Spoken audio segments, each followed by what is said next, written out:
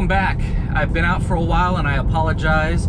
Our business was shut down from COVID and I'm unemployed now, so I thought, well, I'll take some time, get my house in order, and still looking for a job, but I thought I would jump back into making some videos, and we are going to set up a test run, or a test track I should say, that we will go over each time there's a new update for the Model 3.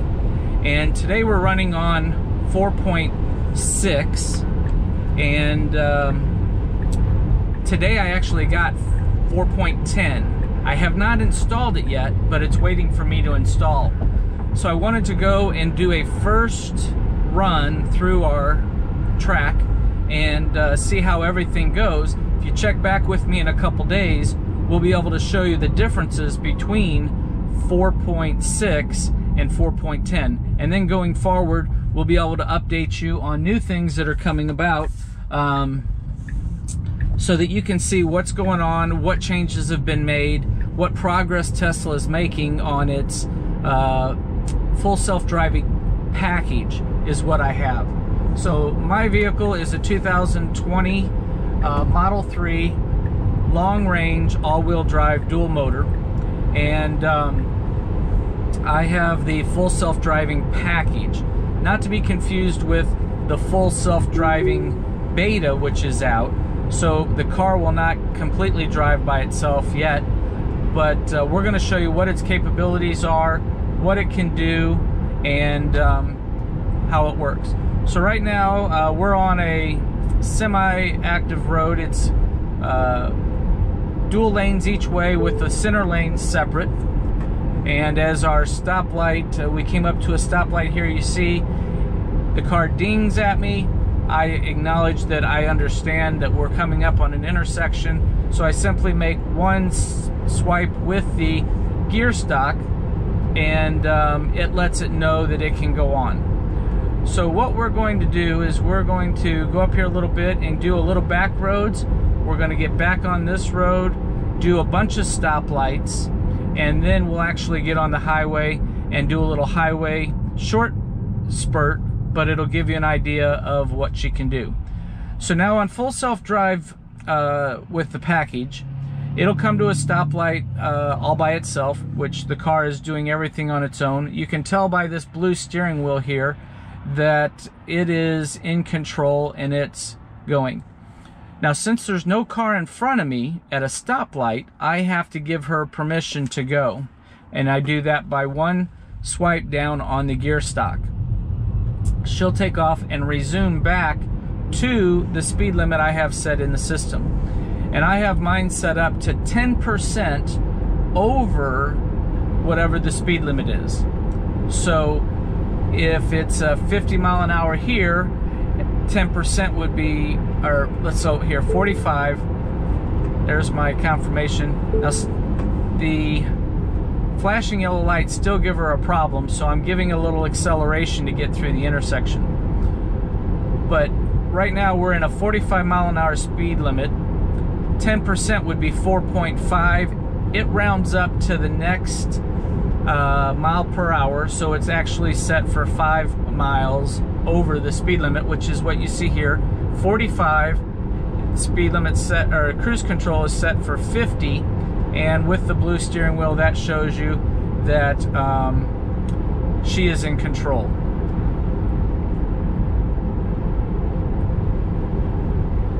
So if you're new to the channel or new to Teslas, you'll see here the double blue lines going up and down the side of the car.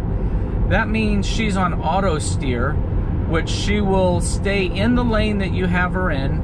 She will slow down for cars that go slower than her, and she'll speed up as those cars move out of your way up to the set cruise control speed that you have set in the car. And there's different settings that you can do. You can do a percentage, you can do a set mile over. This way, when I'm on back roads and the speed limit's smaller, then it will go a little bit over the speed limit, but when I'm on the highway and it's a higher speed, it'll go to a higher speed limit. So for an example, on 270, it's 60 miles an hour, so it will do 66 or 10% over the speed limit there. Okay, that was weird. My GoPro just died on me that I was using for a face video, and I had a microphone set up to the other, but it was not recording. So this is turning out to be a low quality video, not one that I'd like to put out. However, as I'm editing this video, my car is updating to 4.10. And right now I'm currently on 4.6, so I'd like to put this video together so that when I do this same route with 4.10, if there's any differences, we'll be able to note them and see what kind of progress that Tesla is making. So we're making a right-hand turn here, and as soon as we do, I'll put it back into full self-drive. And actually it's called auto steer on the city streets. So you see the two blue lines, that shows that the car is in auto steer and the steering wheel is highlighted in blue. Now my speed limit here, as you can see on the sign there, is 35. I have my car programmed to do 10% over the speed limit. So at 35 miles an hour, 3.5, it rounds up to the next mile. So 4 on top of the 35 gives me the 39, which you see in the circle. Now you notice there in autopilot, she slowed down for that car. She waits till it vacates the lane completely, and then she takes off again. So doing very, very well, staying centered in the lanes. And as you can see here, the speed limit sign goes by. Once it gets even with the car, it would then update the speed limit sign on the dash to be accurate. And so we're in the 35 and she's doing well. Moves over, stays in the lanes, handles the back road perfectly. And as I got home and I was watching this, I realized that this wasn't too big of a challenge on this particular road. So there's a street that I had already passed, which I'm going to do tomorrow, which will give it a lot more turns, couple stop signs in there as well, and make it a little bit more difficult for the car to handle. So right now she's doing what the speed limit's set at 39 miles an hour. And as we come up around a few more corners here, we'll actually come up to a roundabout. Now she's not programmed to handle roundabouts, so we'll see how she does. Does well there at displaying the speed limit signs.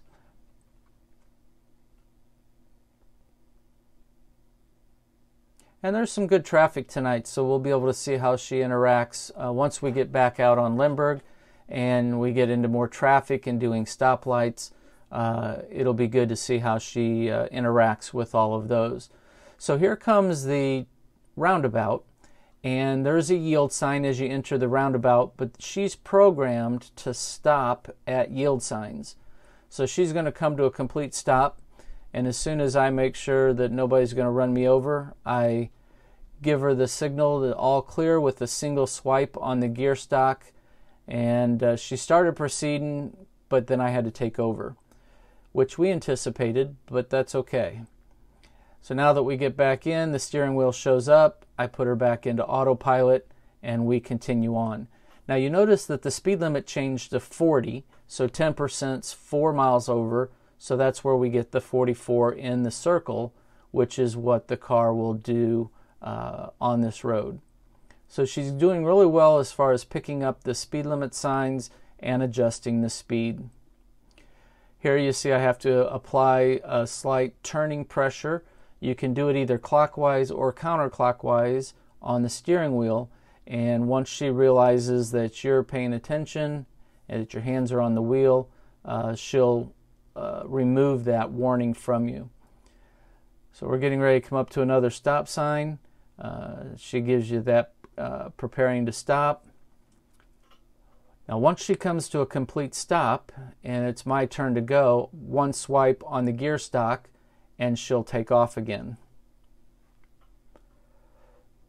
So she's doing all the driving. It's just that when she comes to a complete stop, I have to validate and give her permission to continue on.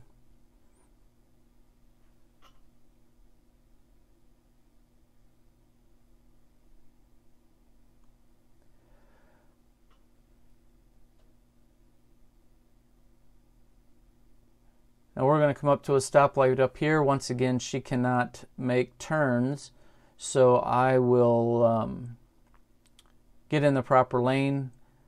Once the light turns green, she'll give me a ding, and then I know that I'm clear to turn. So I'm going to take her off here, scoot over in the left-hand turn lane, and wait for the green light.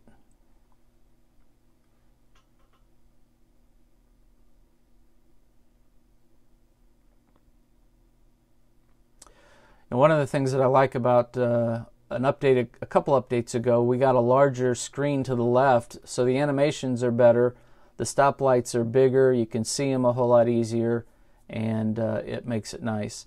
The map doesn't mean a whole lot to me because if I'm navigating on autopilot, she's following the route. I don't need to worry about it. And if I'm not on navigate on autopilot, I know where I'm going and I don't need the map anyways. So I like the new display. You can see the setting I have on hold. So once I come to a stop, then I will have it hold for me until I'm ready to go. All right, so now we're on Halsferry. I will put her back onto autopilot and she will continue to go, doing a very good job. I'll have to tell you though, it's hard to narrate after you've gone, and I was so excited about my audio that I had when I actually drove. I thought I did an exceptional job and did pretty well. But when you go back and you watch it, it makes it a whole lot harder because you don't have the interaction with the car so much of the sounds and the dings and the visualization of everything that's going on. So I apologize for this. I'll have it working again tomorrow on the next video, and hopefully you'll stick with me through here. At the end of this video, we'll actually have a clover leaf that she'll have to do on autopilot and not navigate. So you'll want to stick around and watch that as well.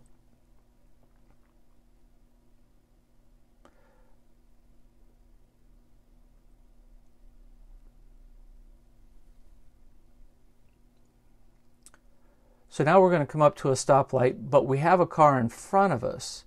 So she'll actually follow the car. You notice the line is green, and that signifies that she's going to follow that car through the intersection.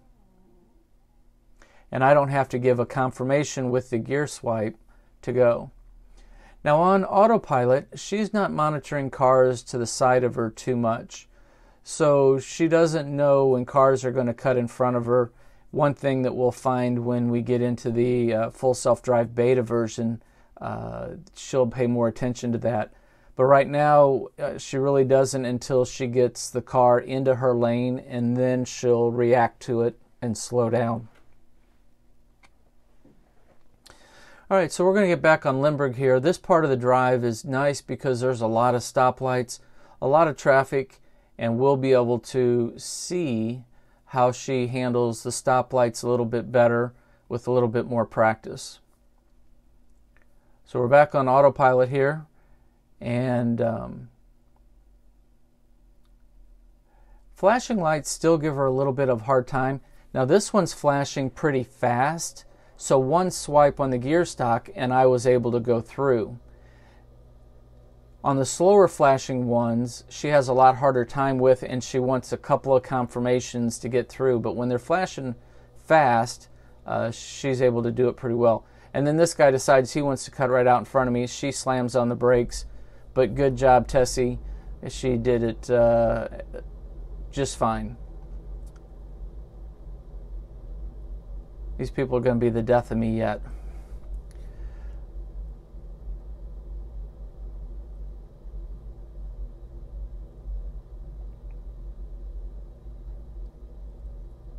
So as we go up here a little bit farther, we get into Florissant. We've got a lot more stoplights, a lot more interaction, a lot more traffic. And so we're pretty close behind this car. You can see the line is green. She's going to follow right through it and have no problem. And I'm still unsure about the distance that you need to be to that car. Sometimes it seems like the car could be quite a bit ahead and she'll follow it through. Other times she'll be close and still want to stop. So the jury's out. I really don't know if there's a set distance for it, but it just helps while we're in the city street version that we pay close attention to it. Now the light's red, so you can see the line there on the screen is also red. And once she picks up, the lights will turn green and the car starts to move. That will turn green as well, because she'll follow the car through the intersection.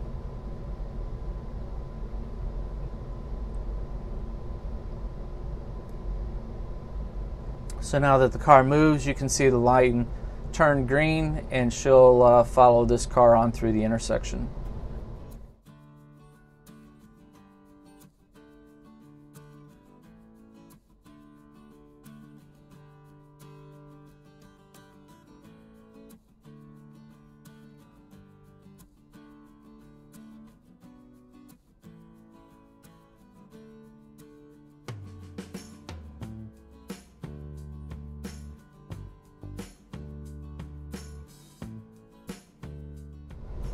Once again, this light's pretty easy. It's nice when you've got a lot of traffic that you can follow the cars through the intersections.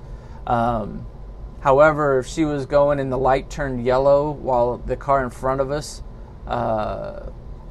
was even making it through, a lot of times she'll stop for the yellow lights even though the car in front of us makes it through the intersection.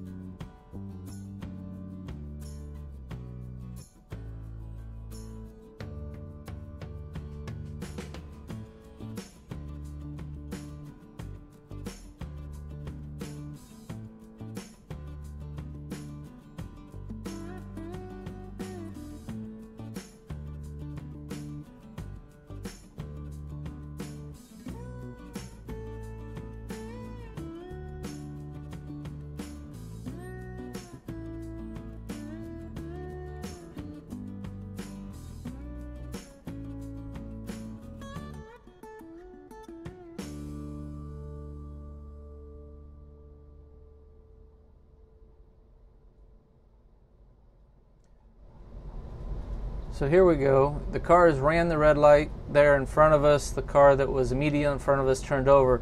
So now we're first at the light. Now at this point, if I put a confirmation on the gear stock like you just saw there, even though it's red, she will not go through. I could put my foot to the accelerator and push her way through, but just as a confirmation with the gear stock, if it's red, she will not proceed through. Now once the light turns green, she'll give me a tone, then I can hit one swipe down on the gear stock and she'll accelerate back up to the speed limit that I have set on the cruise control, or to the car that is in front of us at the time. So you see here, I'm kind of pointing out it's picking up that light to the right as a green light, but when I did the swipe on the gear stock, she still didn't proceed. So even though it's displayed up there, she's not paying attention to it, and she's watching the lights there in front of us. So you see that little clock there? That is telling me that she's ready to update to the new software.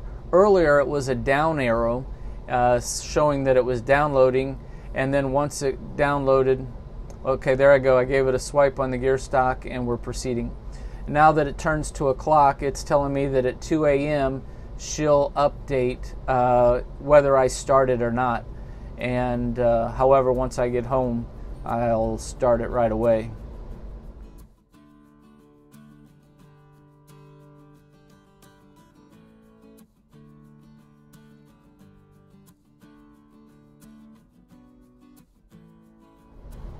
So now here we've got a little bit of a distance between us and the car.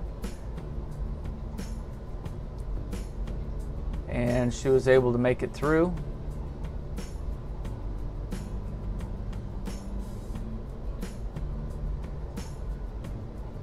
However, if she does not plan to go through, she'll give you a ding.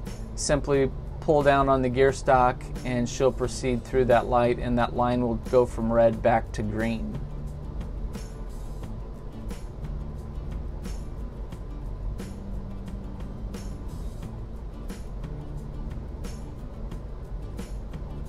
So she's pretty good at picking up the speed limit signs and adjusting the display.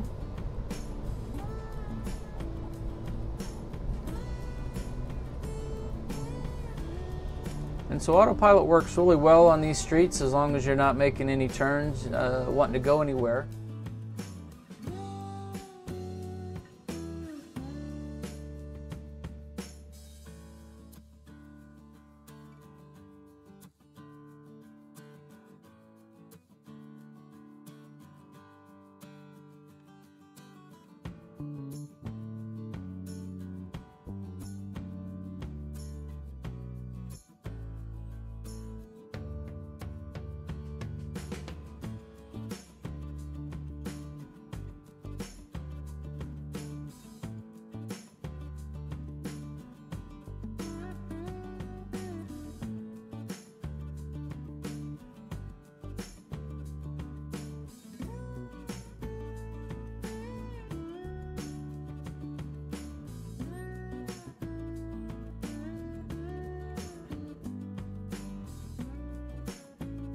So we're getting close to Highway 270 again, which we're going to take a little bit of highway and go back towards the house, and it'll give us opportunity to do a couple of clover leaves. And if you're not from St. Louis, a clover leaf is an interchange on a highway that if you look from the aerial view, it looks like a four-leaf clover. And so us here in St. Louis will call it a clover leaf. I've heard some of the California people out there call it a hairpin, but I can't figure out how they get a hairpin out of a clover leaf. And so this will be nice. You can see how she works. Now, one of the nice things about having full self-drive, it gives you the ability to change lanes while on autopilot. So as you can see here, as long as you're in a dash line, you can put on the turn signal and switch lanes on autopilot, which is a really nice feature. So you can do these long drives. You don't have to necessarily stay in the same lane because you have the ability to pass and go around other cars simply by putting on the turn signal. And when you're on autopilot, the turn signal works really well. Two or three clicks and she's over. Where when you do it on Navigate on autopilot, you have to wait about 5 clicks on the turn signal before she'll make her turn. So here we go. We'll turn on the turn signal. It's a dotted line, so she's going to jump over, and we are going to get onto the cloverleaf, which will put us onto Highway 270 once again. And this is all her. As you can see, the steering wheel is blue, and she's managing the speed. As you can see, the cruise was set at 40, but she's doing 28, 29 miles an hour. And doing a fantastic job. And I did need to take over here as a merge. I wanted to put in my home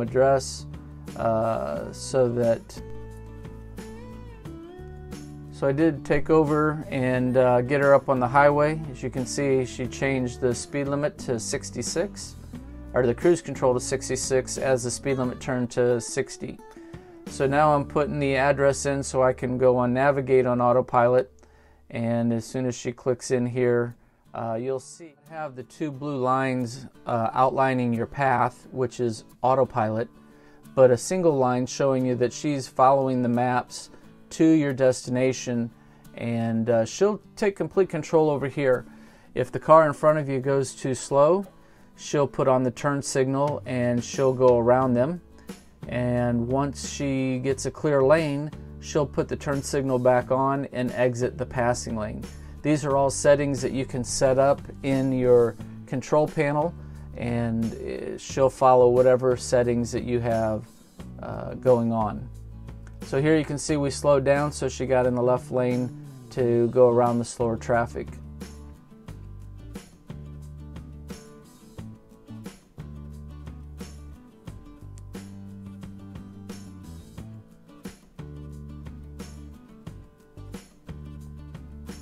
Now we're going to go through some construction site up here.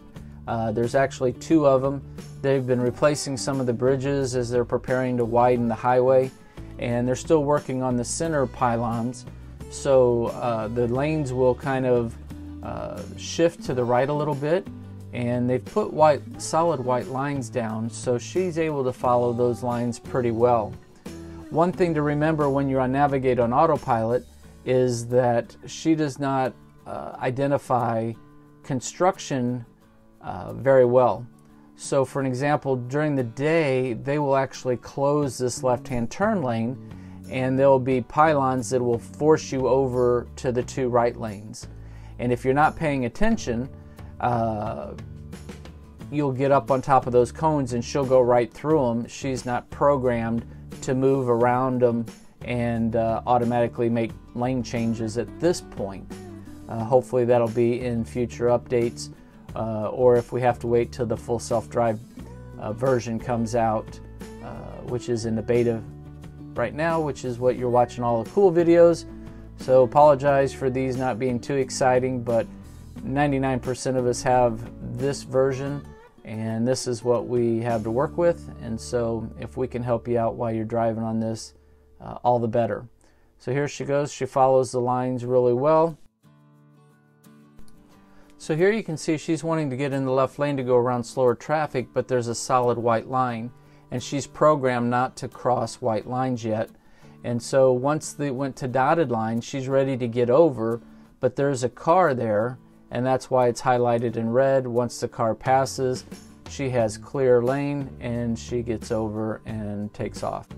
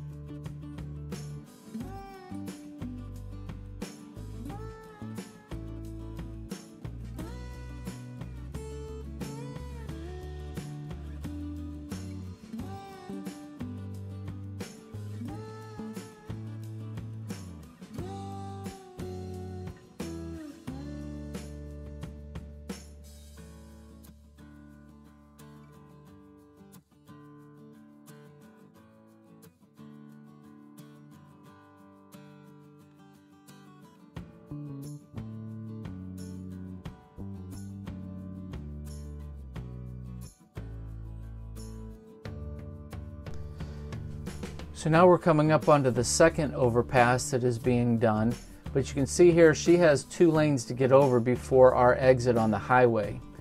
And if she doesn't start getting over quick, the solid lines through the construction will trap her and she will not be able to get over.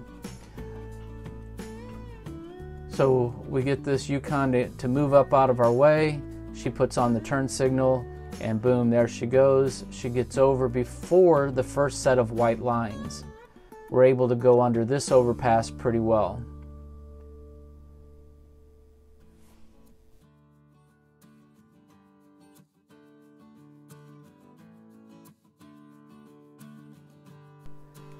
Now the lines open up, and the second set of white lines are pretty long. And if she doesn't get over quick, it will trap her and she won't be able to make the exit, which happened quite a few times. Now you notice she's getting over early. And I don't know if this is really computer learning that you're seeing here, but if she had not gotten in this lane, she would not be able to make the clover leaf that's coming up, as you can see on the screen, because these white lines would trap her in that center and then she wouldn't be able to get over. So I had to manually move her over a couple times in the beginning, and now she seems to get into that right lane on her own before the white lines come. So it's kind of exciting to see that she might be able to do some computer learning on her own here. Now, you see here that we are losing our Navigate on Autopilot. We know that Navigate on Autopilot goes from entrance ramp to exit ramp. So I have to do this manually. As you can see, she went to autopilot, but if I put on the turn signal and I'm not doing 90 miles an hour, she'll slide over on her own and then she'll make the ramp and she'll adjust her speed. You can see the cruise control speed is much higher. She's going much slower to handle the turn. But the reason this happens here is because this highway actually to the left there has stoplights. The direction we're going north does not have any stoplights, but because there's stoplights on this road, the maps has it set up to be a city street, and all we can get is autopilot. So as I came off of that ramp, you saw that I put on the turn signal. She was able to move over out of the ramp.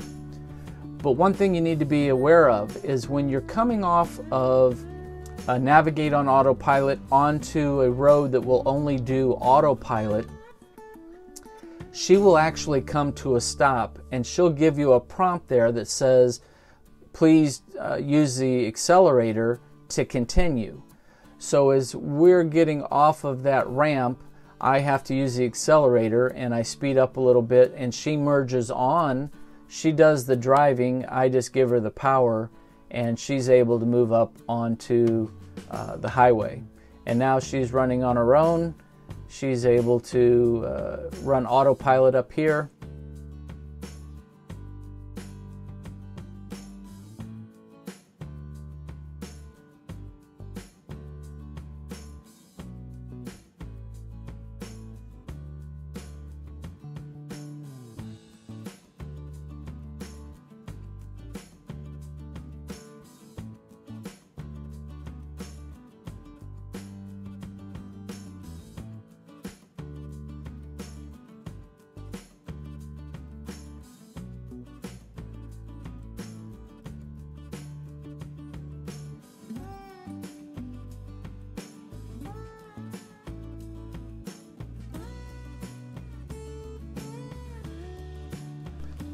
We've just got one more exit here, but while we're waiting for this last exit, I just want to say thanks for joining me today and your patience with this audio. We'll have it fixed tomorrow and for the next drive, and that'll be 4.10 as it comes out, and we'll see if there's any changes. So please hit the subscribe button, and if you like the video, please like it. And if you have any comments, put them down in the bottom. If there's something you'd like to see me make a video on, I'd be glad to do that. And it's kind of nice to be back making videos again. It was rough having our business shut down and closing it out and selling all the equipment and everything else. Took quite a bit of time and very stressful. So thanks for watching Real Life Tesla, and I'll see you next time around.